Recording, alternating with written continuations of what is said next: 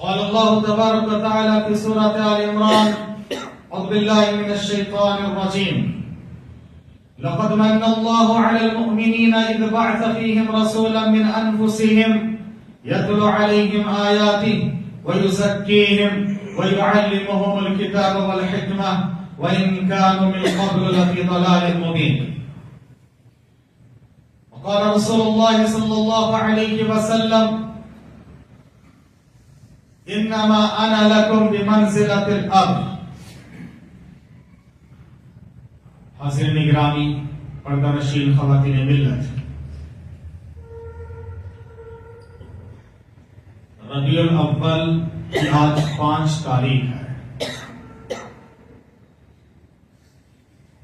اس ماہ کی مناسبت سے پیارے نبی صلی اللہ علیہ وسلم کی زندگی کی 3 اہم واقعات قابل ذکر اور قابل غور ہیں.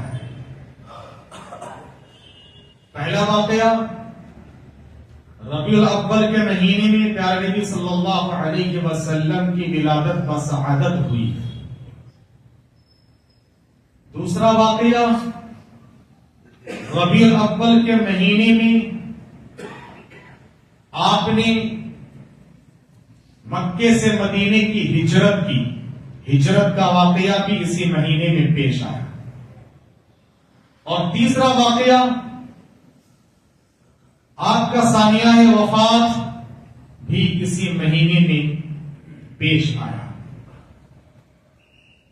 تینوں واقعات کو تو مختصر وقت میں آپ کے سامنے میں رکھنے سے قاصر ہوں، اور سب سے پہلے میں معذرت خواہ ہوں کہ مجھے ٹائمنگ کے پتہ نہیں تھا. میرے دماغ میں تھا کہ 1 بجے سے 1:30 بجے تک خطبہ ہے. خیر، اس کے لیے معذرت خواہ ہوں. اللہ تبارک تعالیٰ نے ہم انسانوں کو پیدا کیا اللہ کی عبادت کے لیے، اور عبادت کیسے کرنا ہے اس کو سکھانے کے لیے اللہ نے نبیوں کو بھیجا ہے.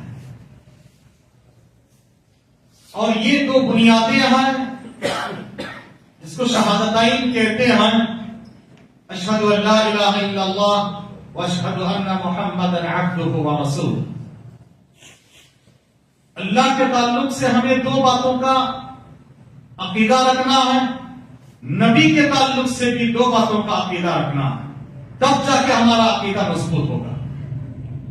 اللہ کے تعلق سے لا الہ ایک، اور دوسرا ہے الا اللہ. سب سے پہلے تمام معبودان باطلہ کا انکار، شرک کی نفی، اور اس کے بعد الا اللہ، ایک اللہ کا اقرار. تب جا کے کوئی موحد ہوگا.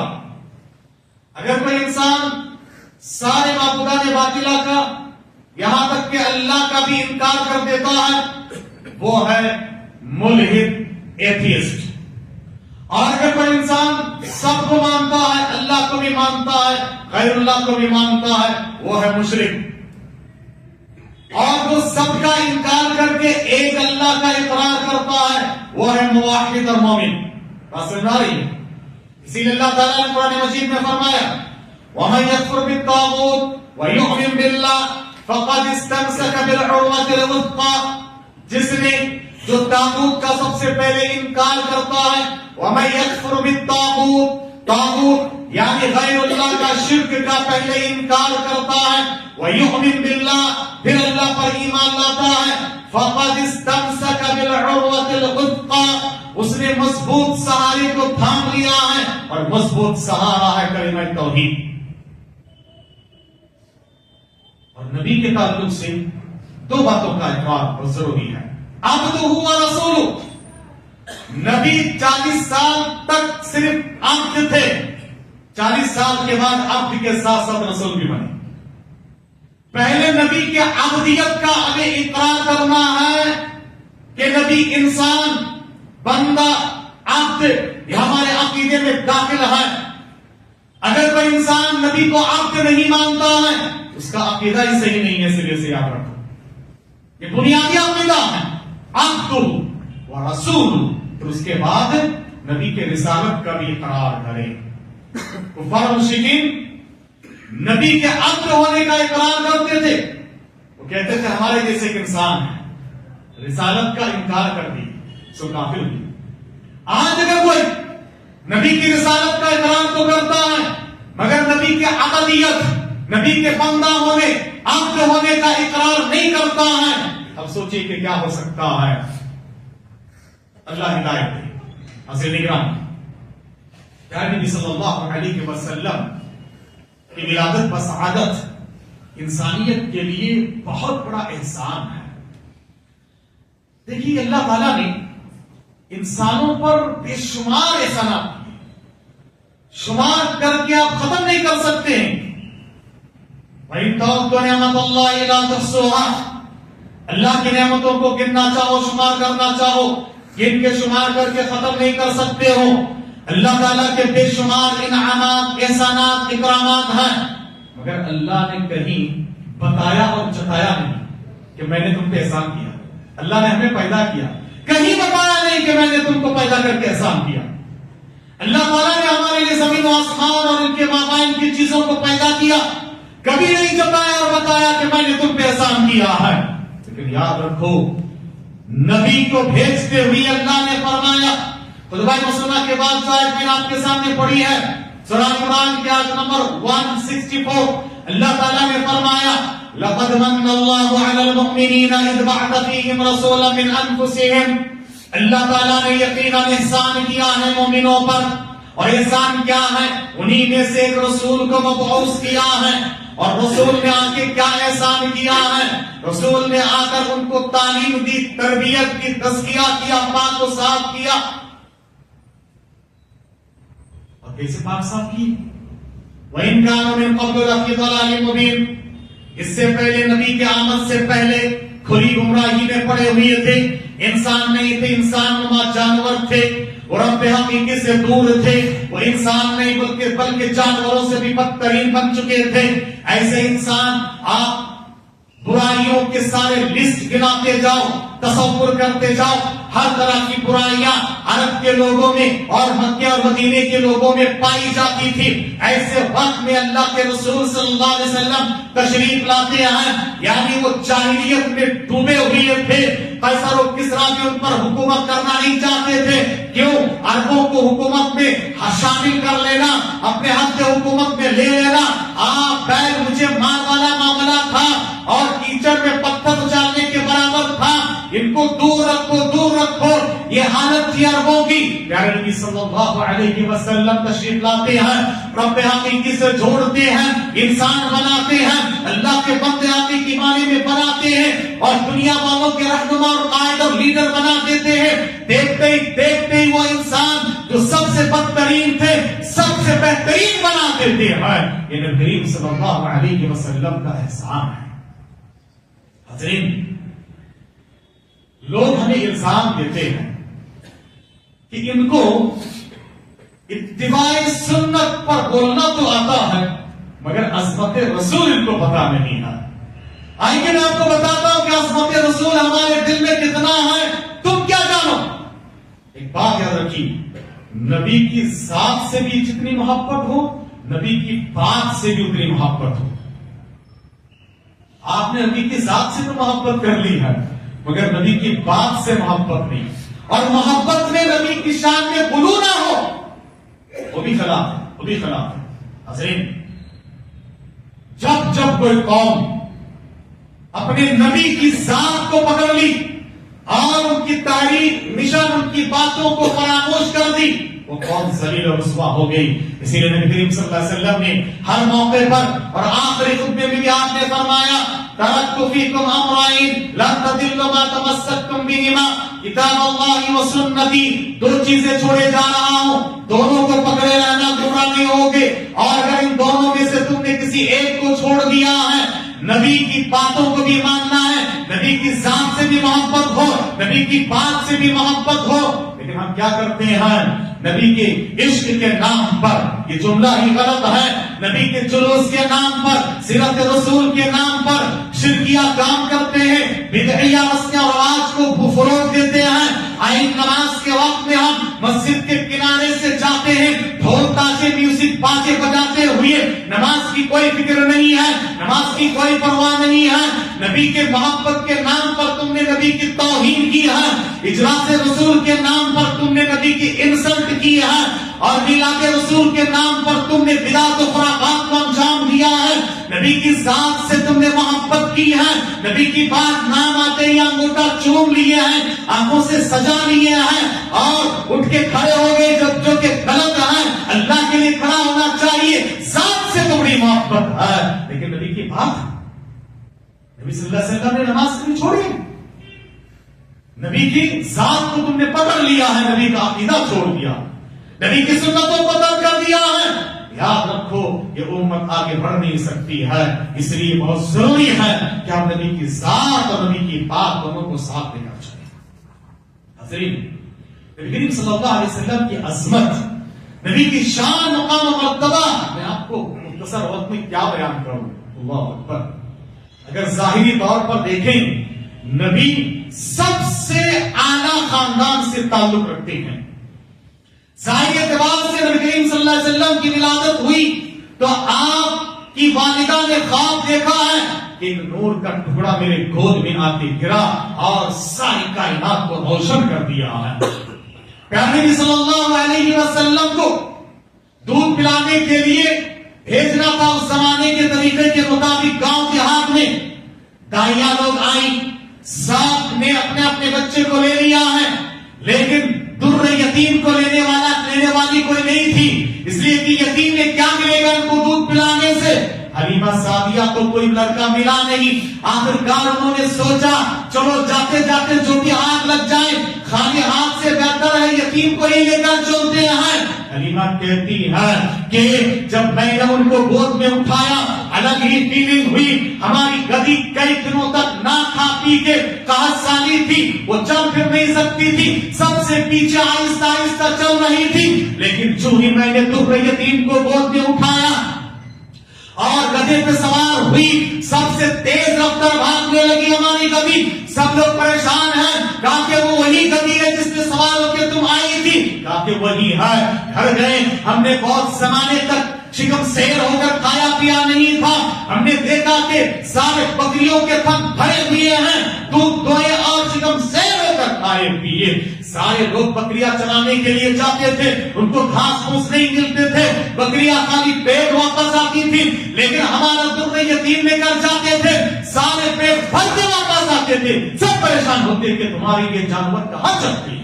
اللہ اکبر، کیا میں آپ کو بتاؤں، صلی اللہ علیہ وسلم، پیارے نبی صلی اللہ علیہ وسلم کے ظاہری حسن و جمال،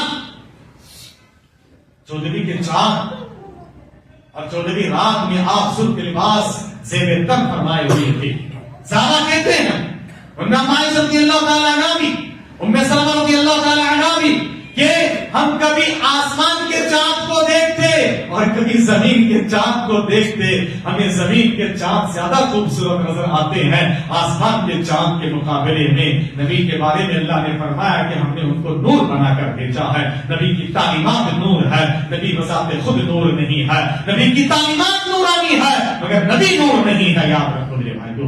نبی صلی اللہ علیہ وسلم کا یہ مقام مرتبہ ہے، اللہ نے فرمایا وَرَفَعْنَا لَكَ ذِكْرَكَ، اے نبی ہم نے آپ کے مقام و مرتبے کو اونچا کیا ہے، آپ کے مقام و مرتبے کو اونچا کیا ہے، آپ کا مقام و مرتبہ اتنا اونچا ہے کہ مؤذن پانچوں اذان میں پانچ مرتبہ اگر دو بار ملا لیا جائے تو 10 بار رب کائنات کے ساتھ، خالق کائنات کے ساتھ اگر کسی مخلوق کا نام کا ذکر ہوتا ہے وہ ہے محمد عربی، بولو صلی اللہ علیہ وسلم۔ مؤذن اشہد ان لا الہ الا اللہ کے ساتھ کہتا ہے اشہد ان محمد رسول اللہ۔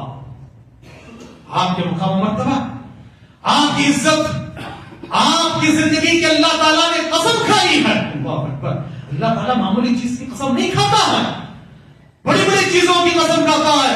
اللہ نے آپ کی زندگی کی، آپ کی حیات کی قسم کھائی ہے، کہا لَعَمْرُكَ إِنَّهُمْ لَفِي سَكْرَتِهِمْ يَعْمَهُونَ۔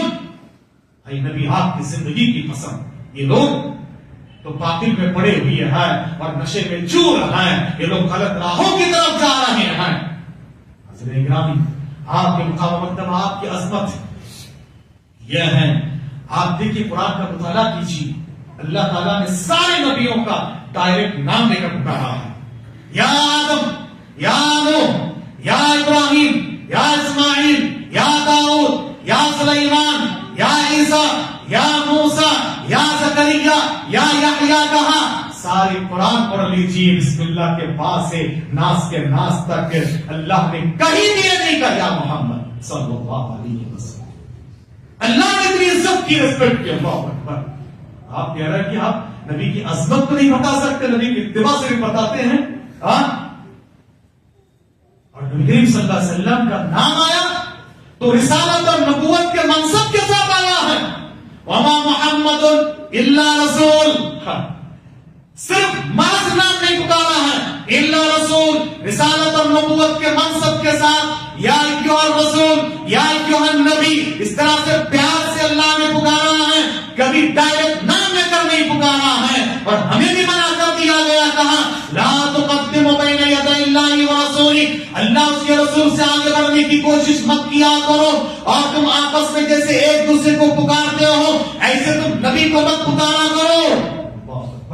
یہ ہے نبی کا مقام و مرتبہ، نبی کی شان، نبی کی عظمت ہے میرے بھائیوں۔ سب دیکھتے جاؤ بہت دور تک بات جائے گی کہ پیارے نبی صلی اللہ علیہ وسلم کا یہ مقام و مرتبہ ہے۔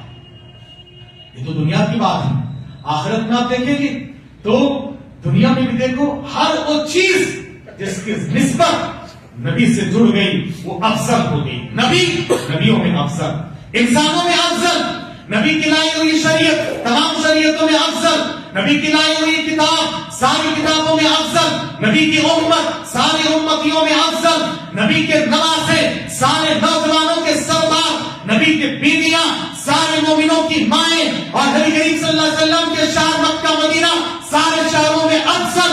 اور کیا بتاؤں میں آپ کو، نبی کی ذات سے جس کا اپنا نسبت ہو گئی ہے، یاد رکھو اس کا مقام سب سمجھا ہے۔ نگرامی، پیارے نبی صلی اللہ علیہ وسلم اسی مہینے میں 9 ربیع الاول کو پیدا ہوئی، 12 کو نہیں، 12 کو آپ کی وفات ہوئی، اس میں کوئی اختلاف نہیں ہے، اور آپ صلی اللہ علیہ وسلم کی پیدائش کے بارے میں اختلاف ہے، 9، 12، 17 تین روایتیں ہیں، اور ساری دنیا میں سیرت نگاری کی جو کتاب پہلے نمبر پہ آئی ہے الرحیق المختوم، اس میں شیخ نے کافی تحقیق کے ساتھ سند کے ساتھ بیان کیا ہے کہ 9 ربیع الاول ہی صحیح ہے، کیونکہ آپ لوگ میتھ سائنس میں بہت ماہر ہے، میتھ سائنس کا ایک فارمولا یہ بھی ہے کہ ڈیٹ سے ڈے نکالا جاتا ہے، کبھی ڈے سے ڈیٹ نکالی جاتی ہے نا، آپ لوگ جانتے ہیں۔ تو اگر آپ اس وقت کے 9 ربیع، آپ پیر کے دن پیدا ہوئی، اس میں کوئی اختلاف نہیں ہے۔ پہلے سے پوچھا گیا کہ پیر کے دن روزہ کیوں رکھتے ہیں، تو کہا کہ پیر ولد، اس میں پیدا ہوا، اور روزہ جس دن رکھتے اس دن عید نہیں ہے نا، اس دن عید نہیں ہے، تو نبی نے پیدائش کے دن روزہ رکھا ہے تو عید ملا نہیں ہے۔ عید اور روزہ دونوں ایک ساتھ ہو سکتے ہیں؟ نہیں ہو سکتے ہیں۔ اور عجیب تماشا بھائی، لوگ کہتے ہیں کہ نبی انسان نہیں ہے، نبی نور ہے، تو نور کی تو ملاوٹ ہی نہیں ہوتی ہے، تو ملاوٹ کا ہی بناتے ہو؟ نور کی ملاوٹ ہوتی ہے، نوری مخلوق فرشتے ہیں، ان کی ملاوٹ ہوتی ہے کیا؟ نہیں، اللہ تعالیٰ نے ان کو بنایا ہے۔ جب ولادت نہیں ہے تو مولود کیوں مناتے ہو، میلاد کیوں مناتے ہو؟ اور اگر آپ مانتے ہو کہ نور ہے تو مولود نہیں، ولادت نہیں، ولادت ہے تو آپ بتاؤ کہ کیسے تم جو نور مانتے ہو کیسے آٹھ دیکھو۔ ایک تو کہتے ہو کہ نبی عالم الغیب ہے، پھر کہتے ہو وحی کی ضرورت بھی ہے، جس کو سب پتا، پر وحی کی ضرورت کیا ہے؟ جو نبی کو عالم الغیب مانتا ہے وحی کا انکار کرتا ہے، تو نبی کو نور مانتا ہے خان مدائے رسول کا انکار کرتا ہے، یہی گستاخ رسول ہے، اور ہمیں تم کہتے ہو، ہمیں تم کہتے ہو۔ یاد رکھیے میرے بھائی کو، پیارے نبی صلی اللہ علیہ وسلم نے کہا کہ پیر کے دن میں پیدا ہوا، اس میں کوئی اختلاف نہیں کہ پیر کے دن پیدا ہوئی۔ اب اگر اس سال ربیع الاول کے ڈیٹ کو دیکھا جائے، نکالا جائے، تو پیر جتنے پیر 4 پیر ہیں تو اس میں دیکھا جاتا ہے کہ 9 تاریخ کو پیر کا دن آتا ہے، یہ 12 تاریخ کو نہیں ہے، اور 12 کو آپ صلی اللہ علیہ وسلم کی وفات ہوئی، اس میں کوئی اختلاف نہیں ہے۔ یہ عجیب تماشا ہے کہ نبی کے نواسے شہید ہوئے اور شہادت میں تم ماتم مناتے ہو، وہ تو خوشی کی بات ہے شہادت کی موت، اور نبی کریم صلی اللہ علیہ وسلم کا جس دن انتقال ہوا 12 ربیع الاول کو خوشی مناتے ہو۔ بتاؤ یہ کوئی مسلمان کر سکتا ہے؟ یہ غیروں کا طریقہ ہمارے اندر بھر آیا ہے، ہمیں پتہ بھی نہیں چلتا ہے۔ یاد رکھیں میرے بھائیو، اگر سب کچھ حاصل، چلو 12 کو مان لیتے، نبی کی وفات بھی ہوئی، ولادت بھی ہوئی، 12 کو وفات بھی ہوئی، ولادت بھی ہوئی۔ اگر آپ کہتے ہو، میں آپ سے سوال کروں گا، آپ کے گھر میں خوشی اور غم دونوں ایک ساتھ آ جائے، تھوڑی وضاحت کرو تو بات سمجھ میں آ جائے۔ آپ کے گھر میں آپ کے بڑے بیٹے کی شادی ہے، بس 2 دن میں شادی ہے، 2-4 دن میں خوشی کا ماحول ہے، مہمان آ رہے ہیں اور خریداری شاپنگ سب چل رہی ہے، اتنے میں اللہ نہ کرے، ہزار بار نہ کرے، چھوٹے بیٹے کا ایکسیڈنٹ ہوا اور خطرناک حالت میں ہے۔ آپ بتاؤ کیا کرو گے؟ شادی چند دنوں کے لیے پوسٹ پون کرتے ہیں، خوشی اور غم دونوں ساتھ میں آئے تو غم غالب آتا ہے، خوشی نہیں، ہے نا؟ اگر 12 ربیع الاول کو پیارے نبی صلی اللہ علیہ وسلم کی ولادت کی مان لیتے، وفات کی مان لیتے ہیں، تو بتاؤ کیا غالب آنا چاہیے؟ اور اگر وہ بھی نہیں، چلو صحابہ ہمارے لیے منہج ہے، اور عقیدے کے لیے، ایمان کے لیے، عمل کے لیے، سلوک کے لیے، منہج کے لیے صحابہ کا عمل کیا تھا؟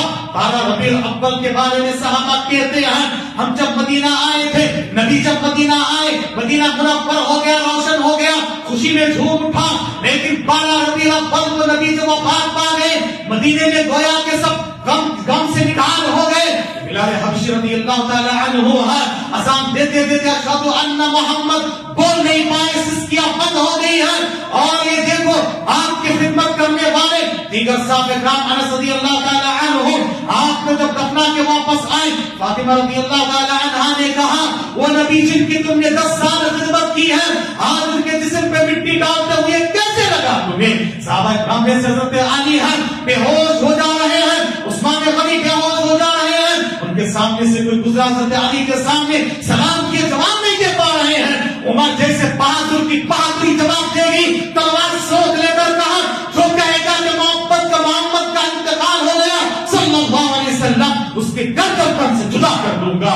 یاد رکھو ایسے موقع پہ صدیق کی صدیقیت نے سنبھالا ہے، وہ آ کر عمر کے بازو کھڑے ہو گیا اور آیت پڑھنے لگے۔ پتا تھا ان کو کہ عمر کے سامنے اگر قرآن آیت پڑھو وہ خاموش ہو جائیں گے۔ یاد رکھیے میرے بھائی کو، یہ صحابہ کرام کے غم کا ماحول تھا 12 ربیع الاول کا، اور تم خوشی مناتے ہو، بینڈ بازے بناتے ہو، ڈھول تازے بجاتے ہو، کیا کرتے ہو؟ جو غیر کرتے ہو کام تم کرتے ہو۔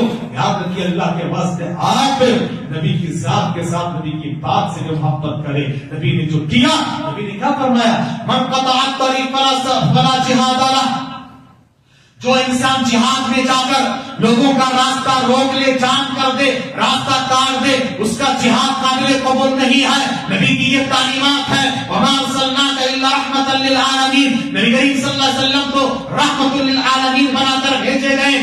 آپ اس دنیا کے لیے رحمت تھے، دشمنوں کے لیے رحمت تھے، اپنوں کے لیے رحمت تھے، چرندے پرندے درندے فضا ماحول کائنات ہر ایک کے لیے رحمت تھے، یہاں تک کہ آپ کے دشمنوں کا نام بھی آتا ہے تو جب نبی کی سیرت پڑھی جاتی ہے، نبی کے ساتھ ہی نبی کے دشمنوں کا بھی نام آتا ہے۔ یاد رکھیے میرے بھائیوں، قیامت کے میدان میں بھی آپ کے ہاتھ میں تاریخوں کا جھنڈا ہوگا، ریاض الحمد ہوگا، آپ کی سفارش کرنے کے قابل ہوں گے، آپ کے لیے ہی وہ مقام محمود ہے، آپ کے لیے وسیلہ ہے، آپ کے وسیلہ مطلب جنت کا اونچا مقام ہے، جو وسیلے سے نہیں، نبی کے لیے ہم وسیلہ مانگنا ہے، نبی سے وسیلہ نہیں مانگنا ہے۔ یہ کل قیامت کے میدان میں بھی آپ کا مقام سب سے اونچا ہے، اور آپ صلی اللہ علیہ وسلم سے ہی اللہ تعالیٰ سب سے پہلے کلام فرمائے گا۔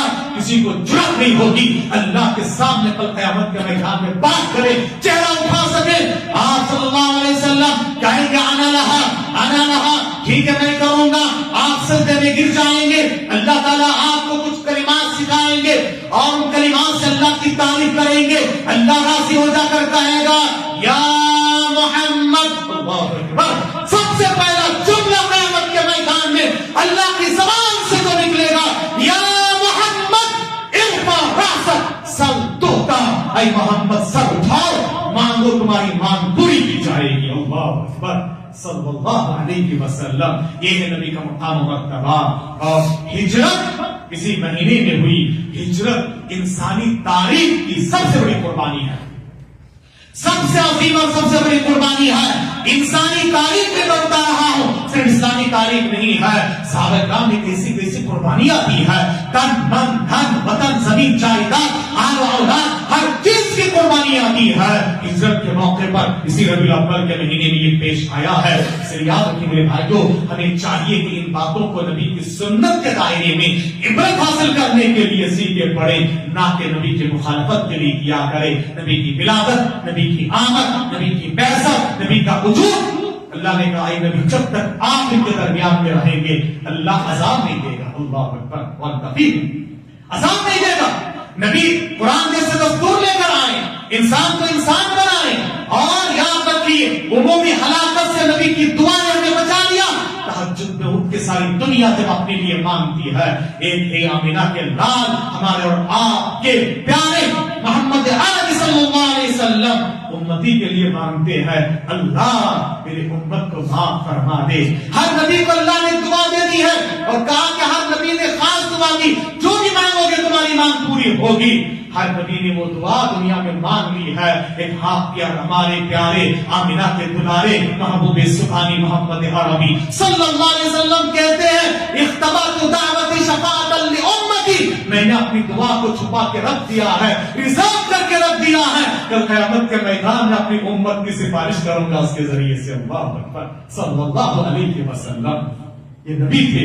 اسی لیے حدیث جو میں نے آپ کے سامنے پڑھی ہے حکم سنا کے بعد نبی نے کہا کہ لوگوں انما انا لکم بمنزلۃ الاب, میں تمہارے لیے ایک باپ کا مقام رکھتا ہوں, ایک باپ کا مقام رکھتا ہوں. سلمان فارسی کو یہودیوں نے نعرہ دیا کہ علمکم نبیکم کل شیء حتی القراءۃ, تمہارے نبی تم کو ہر چیز سکھاتے ہیں یہاں تک کہ قضاء حاجت کے پیشاب پاک کرنے کا آداب سکھاتے ہیں. سلمان فارسی نے کہا کہ حجم, ہاں یہ تو فخر کی بات ہے. نبی کا مقام باپ کا ہوتا ہے, وہ ہر چیز سکھاتے ہیں اور اسلام ایک پاکیزہ مذہب ہے. ہر چیز کی تعریف یاد رکھے میرے بھائی کو, پیارے نبی صلی اللہ علیہ وسلم کے ذریعے سے اس شریعت کو بھی مکمل کر دیا گیا. اليوم اکملت لکم دینکم واتممت علیکم نعمتی ورضیت لکم الاسلام دینا. اس سے بڑھ کے کیا احسان ہو سکتا ہے. یاد رکھیں میرے بھائیو, ہم نبی کے احسان کا بدلہ کیسے دے تو سکتے نہیں ہے. احسان اور محبت کا تقاضا ہے. قل ان کنتم تحبون اللہ فاتبعونی, اتباع سے نبی کی بات مان کر, یہی جو ہے نبی کی ذات سے محبت کی علامت ہے. محبت کی علامت اطاعت. ابن قیم نے کہا یہ آیت الامتحان ہے, محبت کے امتحان اس میں ہے کہ محبت کی علامت ہے اطاعت و فرمانبرداری. محبت سے اگر کوئی نجات پاتا تو سب سے پہلا ابو طالب نجات پا جاتے. نبی سے بے تحاشا محبت تھی مگر اطاعت نہیں کیا, نجات نہیں پایا. ابو لہب کو بھی نبی سے محبت تھی, اطاعت نہیں کیا, برباد ہو گیا. مسلمانوں, نبی کی محبت کے ساتھ ساتھ نبی کی اطاعت و فرمانبرداری بھی کیا کرو. دعا رب العالمین سے اللہ تبارک تعالی ہمیں اور آپ کے کیسری باتوں پر عمل کی توفیق عطا فرمائے. نبی کے مقام و مرتبے کو سمجھ کر نبی کے حقوق کو ادا کرنے کی توفیق عطا فرمائے, اور نبی کے حقوق میں ایمان لانا, درود پڑھنا, اتباع کرنا, نبی کی دعوت کو دوسروں تک پہنچانا, نبی کی شان میں غلو نہ کریں, اور نبی کے خلاف اٹھنے والی اعتراضات کے صحیح جواب دیں, اور نبی کی تعلیمات کو دور تک پہنچایا کریں. یہ نبی کے حقوق ادا کرنے کی ہمیں توفیق عطا فرمائے. اللہ سارے مسلمانوں کی جان مال عزت و آبرو و ایمان اہل و عیال کی حفاظت فرمانا. اللہ جب تک دنیا میں رکھنا ایمان امان کے ساتھ رکھنا, خاتمہ بالخیر فرمانا, بیماروں کو شفاء کلی عطا فرمانا, اور جو وفات پا چکے ان کی بال بال مغفرت فرما کر جنت الفردوس کا اعلی نعیم میں جگہ عنایت فرمانا. جو مقروض ان کے قرض کی ادائیگی کے لیے راستہ نکال دینا, پریشان حالوں کی پریشانی کو دور فرما دینا, بے روزگاروں کو روزگاری نصیب فرما دینا, برسر روزگار لوگوں کی روزگاری میں برکت عطا فرما دینا, بے اولاد کو اولاد کا سہارا دے دینا, صاحب اولاد کے اولاد کو نیک اور صالح بنا دینا, جو رشتے ٹوٹ رہے ہیں ان کو خیر کا جوڑا نصیب فرما دینا, ٹوٹتے رشتوں کو بحال کر دینا, ٹوٹتے رشتوں کو خیر کا جوڑا نصیب فرما دینا. اللہ کل قیامت کے میدان, کل قبر میں سوالات کے ثابت قدمی عطا فرمانا, قیامت کے میدان میں حوض کوثر سے پینا نصیب فرما دینا, نبی کی شفاعت اور رفاقت کے ساتھ جنت الفردوس کا اللہ کی میں جگہ عنایت فرما دینا. جو مانگنے سے رہ گیا اپنی شان سے نواز دینا. یا موجود سارے مرد و خواتین, بچے بڑے, سب کی دلوں کی جائز مراد اور تمناؤں کو پورا فرمانا. آمین.